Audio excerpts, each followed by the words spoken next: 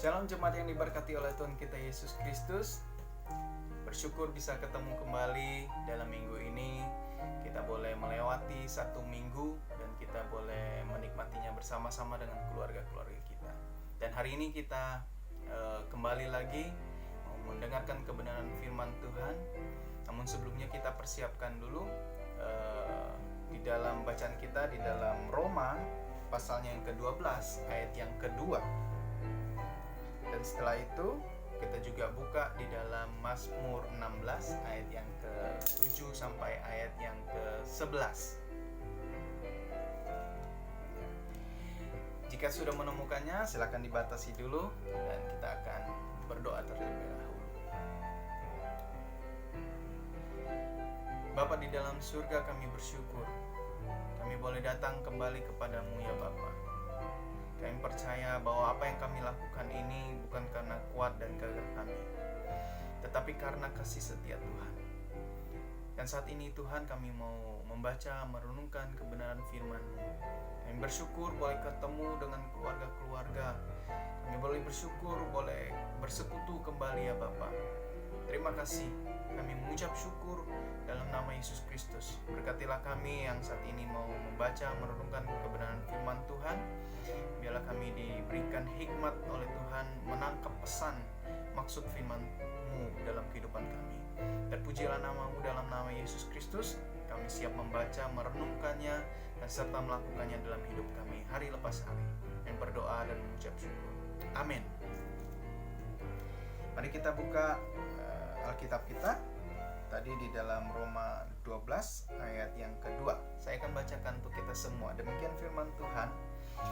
Janganlah kamu menjadi serupa dengan dunia ini, tetapi berubahlah oleh pembaharuan budimu, sehingga kamu dapat membedakan manakah kehendak Allah, apa yang baik, yang berkenan kepada Allah, dan yang sempurna. Kemudian kita kembali membaca di dalam Mazmur pasalnya yang ke-16 ayat yang ke-7 sampai ayat yang ke-11. Demikian firman Tuhan. Aku memuji Tuhan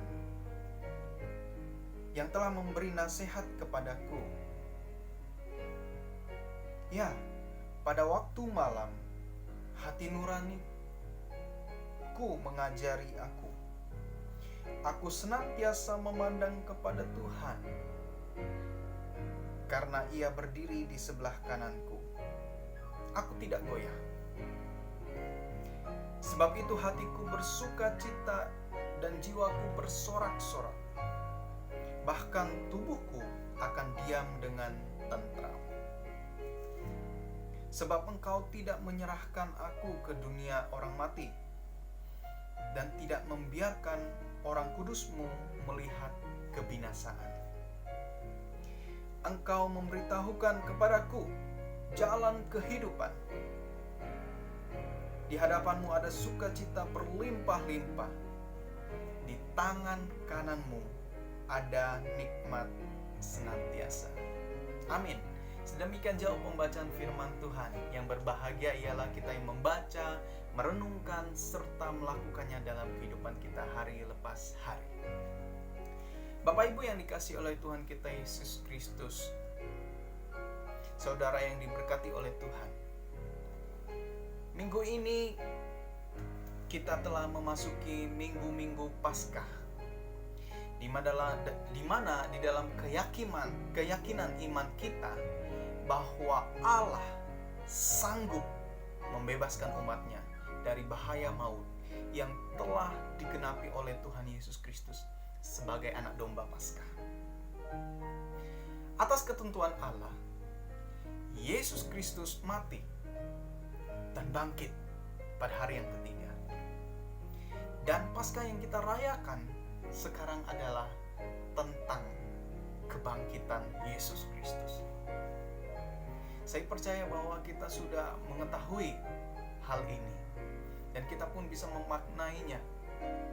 Setiap tahun Bahkan setiap hari di dalam kehidupan kita, hari lepas hari, kita merayakan setiap minggu tentang kebangkitan Yesus Kristus. Itu mau menunjukkan bahwa dia bukan Allah yang mati, tetapi Allah yang hidup. Dia adalah Allah bagi kehidupan setiap orang.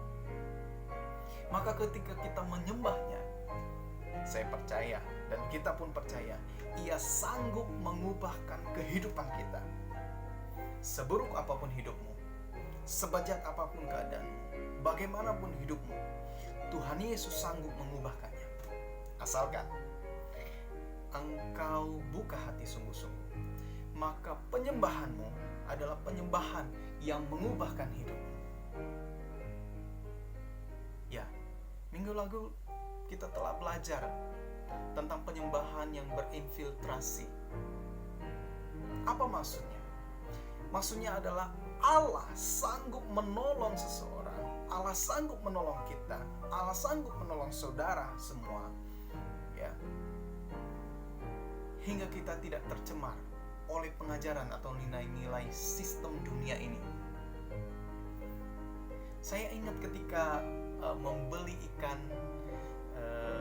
laut, katombo misalnya, ya, dan ketika memasaknya, saya masih perlu untuk membubuhkan garam di dalamnya. Terus kemudian saya berpikir, kenapa? Ya, padahal kan dia tinggal di air asin, tinggal di laut, begitu ya. Itu saja Tuhan lindungi, ya, sehingga tubuhnya tidak kemasukan air laut dan menjadi asin.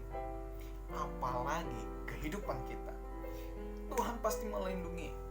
Itulah gaya hidup penyembahan yang berinfiltrasi di dunia ini. Kita tinggal di dalam dunia, kita masih ada di dalam dunia, tetapi kita tidak terkontaminasi. Karena itu kita tidak perlu meninggalkan dunia, kita tidak perlu juga untuk ikut gaya-gayaan dunia. Nah, hari ini kita belajar kebenaran firman Tuhan untuk menjalani hidup penyembahan yang mengubahkan hidup. Saya harap saudara dapat menangkap pesan dengan baik. Ya, satu kata di dalam Alkitab yang dipakai oleh Alkitab untuk menggambarkan tentang perubahan hidup, yaitu metamorfo. Atau lebih akrab kita kenal atau lebih sering kita dengar itu tentang metamorfosis atau perubahan. Benar ya? Nah, setiap makhluk hidup pastilah mau tidak mau, suka atau tidak suka, pasti mengalami perubahan. Ya, dimana kita pasti mengalami proses perubahan-perubahan. Nah, beberapa di antara kita pasti masih menyimpan foto-foto mungkin masih muda atau saat kecil dulu, bukan? Kalau kita lihat di sana, kita melihat beberapa perubahan yang nyata dan tak terelakkan dalam kehidupan kita. Dulu kita kecil, sekarang kita terus kemudian bertumbuh menjadi besar. Atau ketika kita masih kecil, atau ketika dulu saya masih kecil, saya senang sekali menonton film Power Rangers, ya. Saat menghadapi musuh atau monster, mereka harus berubah wujud, ya, begitu. Tetapi maksudnya ayat ini atau maksud firman Tuhan ini tidaklah ditujukan untuk hal tersebut. Bukan mau menunjukkan perubahan yang demikian. Nah, menurut saya kupu-kupu adalah contoh yang baik bagi kita, supaya kita lebih memahami apa artinya metamorfosis tersebut. Kehidupan kupu-kupu bermula dari ulat yang jelek, terus kemudian dia berubah menjadi kepompong, dan selanjutnya menjadi kupu-kupu yang indah. Itulah metamorfosis yang kita tahu, yang kita mengerti. Saya rasa hidup kita semua saat ini, mungkin kita sedang mengalami proses menjadi kupu-kupu yang indah. Beberapa di antara kita mungkin berpikir bahwa kehidupan kita terus bergulir. Mungkin kita berpikir bahwa saya ini masih ulat yang jelek kali, atau saya sudah berproses menjadi kepompong. Tidak mengapa. Kenapa? Karena kita masih memiliki kesempatan dan kita belajar bersama-sama mengenai hal tersebut. Tetapi hal lainnya yang perlu kita cermati mengenai kata perubahan adalah bukan soal bisa atau tidak bisa kita berubah. Kenapa? Karena pada dasarnya setiap orang pasti mengalami perubahan, baik itu secara fisik, secara jiwa, dan rohnya. Tetapi Alkitab kita di dalam Roma 12 ayat 2 yang kita baca tadi, ya, tidak menjelaskan tentang perubahan secara fisik, melainkan pembaharuan budi. Itu artinya adalah pembaharuan pikiran. Jadi, kalau kita mau berubah secara fisik, saya mau katakan bahwa maka yang diperlukan adalah olahraga, makan, dan tidur cukup. Tetapi kalau kita mau mengalami perubahan jiwa dan roh, maka kita membutuhkan perubahan pikiran dan keyakinan kita terhadap Tuhan yang sanggup mengubahkan kehidupan kita. Itu artinya apa? Artinya bahwa perubahan harus dimulai dari Allah, bukan dari diri kita sendiri atau kekuatan kita sendiri. Mungkin di antara kita pernah mencoba, namun semua itu menjadi usaha yang sia-sia atau sementara. Sebagai contoh, saat kita terkena penyakit gula atau diabetes, dokter jelas melarang kita untuk makan atau minum yang manis-manis. Ya mungkin 1 atau 2 hari kita masih bisa bertahan dengan pikiran bahwa saya akan sembuh kok setelah saya tidak makan atau minum yang manis-manis. Tetapi pada kenyataannya banyak di antara kita juga lepas kendali dan memutuskan untuk melanggar keputusan perubahan yang kita buat. Kenapa demikian? Atau mungkin kita juga punya rencana yang baik untuk berubah, seperti saya tidak mau merokok, saya tidak mau minum-minum lagi. Tetapi pada akhirnya kita juga tidak berubah. Dan akhirnya kita putus asa dan bertanya-tanya, mungkinkah saya dapat berubah? Alkitab justru menjawab persoalan tersebut. Mengapa kita tidak bisa berubah? Itu karena kita terlalu berfokus kepada diri kita sendiri. Kalau kita mau berubah, firman Tuhan mengatakan bahwa pertama, kita harus mengubah pikiran kita. Kita harus memulai dengan pikiran Allah, bukan dengan kekuatan kita. Karena Allah sanggup mengontrol hidup kita lewat pikiran kita.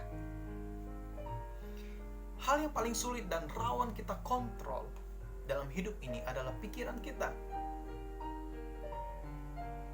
Sebab di bawah alam sadar kita, otak kita merekam segala macam peristiwa tanpa ada yang bisa membatasinya. Bahkan tanpa kita sadari. Kalau kita kelewat memikirkan segala sesuatu, maka saya bisa pastikan bahwa kita akan kesulitan tidur. Nah, itulah sebabnya Allah justru meminta hal yang paling sulit dan rawan dikendalikan ini supaya dikendalikan olehnya. Itu yang pertama. Yang kedua, kalau kita mau berubah, kita akan berubah kalau kita berfokus pada bukan pada diri sendiri. Nah, Daud menjelaskan hal ini sungguh sangat luar biasa dengan kalimat yang indah. Mari kita buka di dalam Mazmur 16 ayatnya yang ke-8 tadi. Daud mengatakan bahwa aku senantiasa memandang kepada Tuhan. Artinya dia berfokus kepada Tuhan, melihat Tuhan yang besar, Allah yang besar. Dia tidak melihat dirinya sendiri. Artinya bahwa kenapa kita tidak bisa berubah? Kita seringkali terlalu berfokus pada diri sendiri. Kalau semakin kita melihat diri kita sendiri, kita tidak akan mengalami perubahan apapun. Tetapi kalau kita berfokus kepada Allah, semakin kita berfokus pada Allah, maka kita pun tidak melihat diri sendiri. Dan yang terjadi adalah perubahan di dalam kehidupan kita. Rahasia penyembahan yang mengubahkan hidup adalah fokus pada Allah. Karena dengan fokus kepada Allah, kita tidak berfokus pada diri sendiri atau orang lain. Daud menggambarkan ini karena dia bukan berarti dia tidak punya banyak masalah dan pergumulan. Daud justru punya banyak masalah. Bahkan dia punya 1000 alasan untuk tidak menyembah Allah. Tetapi ia sadar bahwa hidupnya hanya karena kasih karunia Allah. Karena Allah telah memilihnya menjadi raja atas Israel. Dia juga mengalami banyak pengalaman. Allah telah membebaskannya dari pengalaman dikejar-kejar ketika mau dibunuh oleh Raja Saul.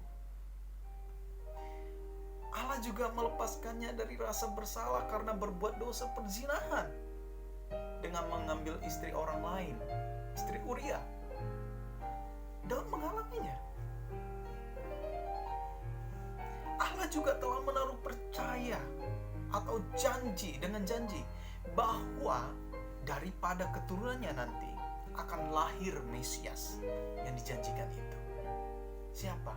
Yaitu Yesus Kristus yang akan membawa kelepasan dan pembebasan bagi orang-orang yang tertawan oleh kuasa dosa.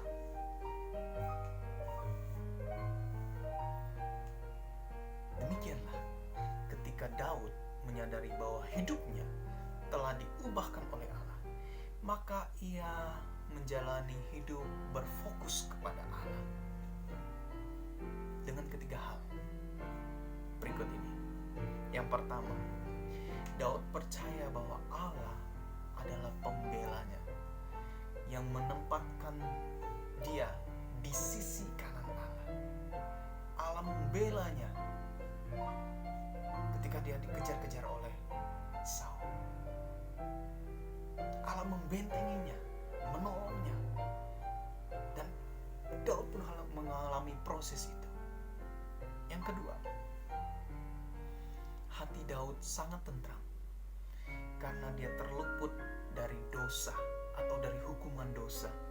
Dia merasa hatinya sangat tentram. Ayat ke-9 dan ayat ke-10. Kita bisa lihat, kita bisa baca bahwa apa yang dikatakan oleh Daud demikian. Daud mengatakan bahwa sebab itu hatiku bersukacita dan jiwaku bersorak-sorak, bahkan tubuhku akan diam dengan tentram. Kenapa dia bisa katakan demikian? Karena dia sudah terluput dari segala dosa. Bahkan dosa perzinahan telah mengambil istri orang lain. Di ayat 10 lebih dahsyat lagi dia katakan, sebab engkau tidak menyerahkan aku ke dunia orang mati, dan tidak membiarkan orang kudusmu melihat kebinasaan. Bukan berarti Daud tidak mati. Daud mengalami kematian, tetapi dia terluput dari hukuman dosa. Itu yang membuat hatinya bersukacita. Itu yang membuat hatinya tentram. Itu yang membuat hatinya tidak dikungkung oleh dosa, tidak terikat oleh hukuman dosa. Itu yang ketiga, Daud meyakini adanya kepastian keselamatan. dan jalan keselamatan itu. Coba kita lihat di ayat yang ke-11. Engkau telah memberitahukan kepadaku jalan kehidupan. Di hadapanmu ada sukacita berlimpah-limpah. Di tangan kananmu ada nikmat senantiasa.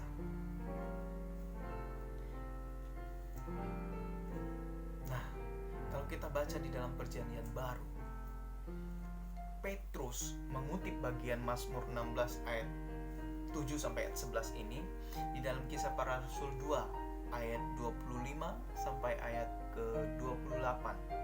Hal ini untuk menjelaskan tentang ketentuan Allah di dalam Yesus Kristus sebagai Mesias dari keturunan Daud yang telah dijanjikan untuk mengubahkan banyak orang.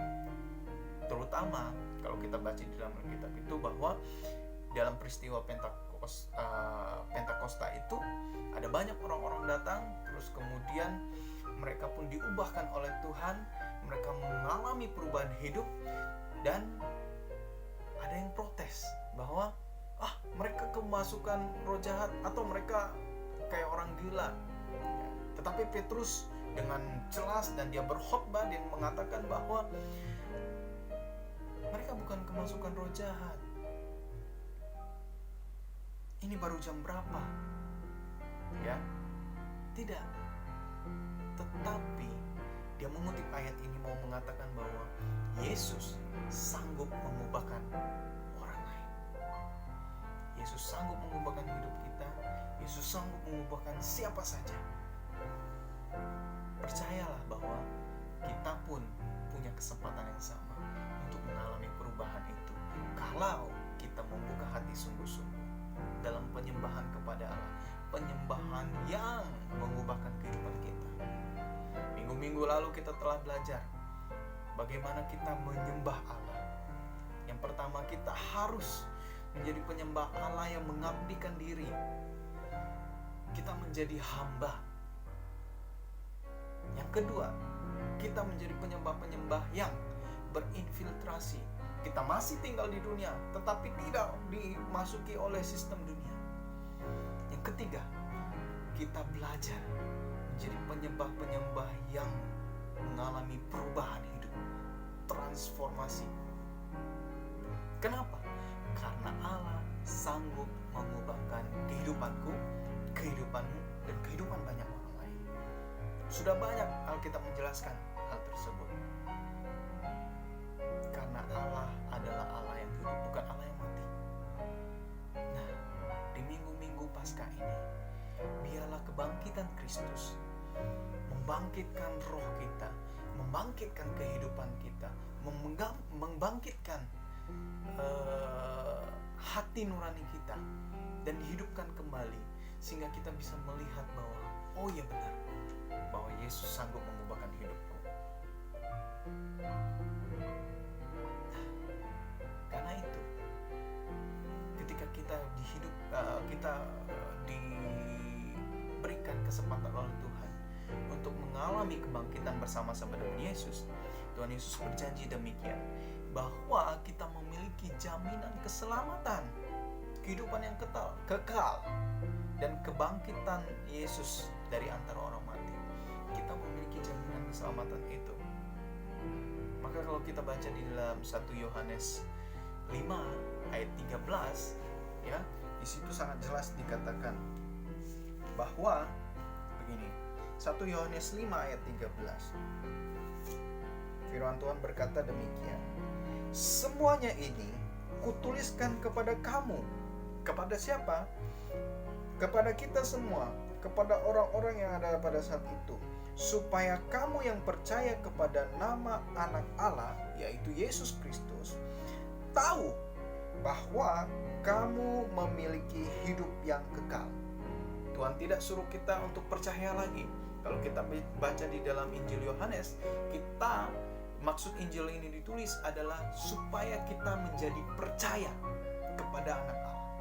Tetapi ketika kita sudah menjadi orang yang percaya kepada Anak Allah, kepada Yesus Kristus, kita yang percaya ini, kita harus tahu, langkah selanjutnya adalah kita harus tahu. Apa yang harus kita tahu? Bahwa kita memiliki jaminan kehidupan kekal. Bahwa kita memiliki kepastian kehidupan yang kekal. Itu harus kita tahu.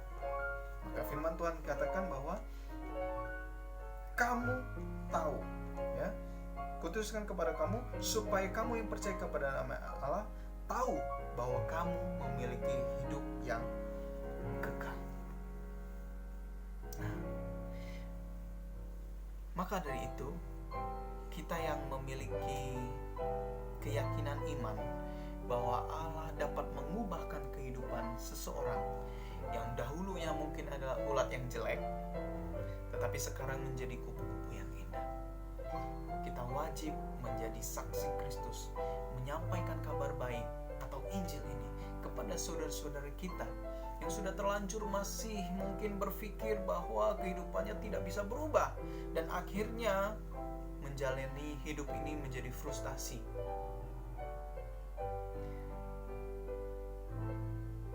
Kita perlu menjadi saksi, sama halnya Petrus dan teman-teman. Nah, nubuat dari Daud ini di dalam Mazmur 16 ayat 7 sampai ayat 11 ini digenapi oleh Tuhan Yesus Kristus, bahwa Yesus Kristus adalah Mesias, bahwa Yesus Kristus adalah Allah yang akan bangkit, bahwa Yesus Kristus yang akan mengubahkan banyak orang. Dan itu terjadi.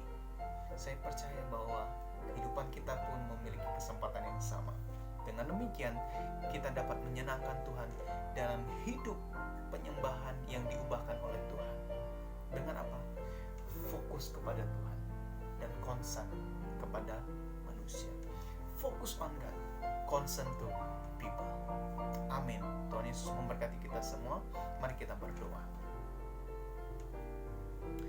Tuhan, kami bersyukur, terima kasih untuk kebenaran firman-Mu, bahwa kami harus menjalani kehidupan penyembahan yang diubahkan oleh Tuhan. Kami percaya Bapa, kami memiliki kesempatan yang sama untuk boleh menyembah Tuhan, Allah yang hidup.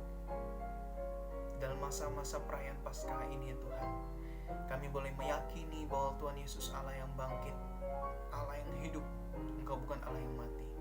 Oleh karena itu Tuhan, ketika Engkau hidup, maka kami pun memiliki kepastian kehidupan yang kekal bersama-sama dengan Engkau. Itulah janji dari kebenaran firman-Mu dalam kehidupan kami ya Bapa. Kami perlu tahu dengan pasti bahwa kami memiliki janji keselamatan itu. Dan Tuhan sanggup mengubahkan kehidupan setiap orang kalau kami berfokus kepada Engkau. Kalau kami tidak melakukan dengan kekuatannya kami sendiri ya Tuhan. Kalau kami memulainya bersama-sama dengan Tuhan. Terima kasih untuk kebenaran firman-Mu. Biarlah firman-Mu ini menguatkan, menubuhkan, memberi pengharapan kepada kami semua. Dalam nama Yesus Kristus, Allah yang hidup, kami berdoa. Amin. Bapak Ibu yang dikasihi oleh Tuhan, demikian firman Tuhan bagi kita. Selamat hari Minggu, selamat menjalani Paskah bersama-sama dengan Tuhan. Walaupun kita tidak bisa berjumpa, tetapi saya percaya bahwa Allah selalu memberikan waktu yang tepat bagi kita untuk kita bisa bersama-sama memuji memuliakan nama Tuhan kembali. Sampai ketemu minggu depan. Tuhan Yesus memberkati kita semua. Shalom.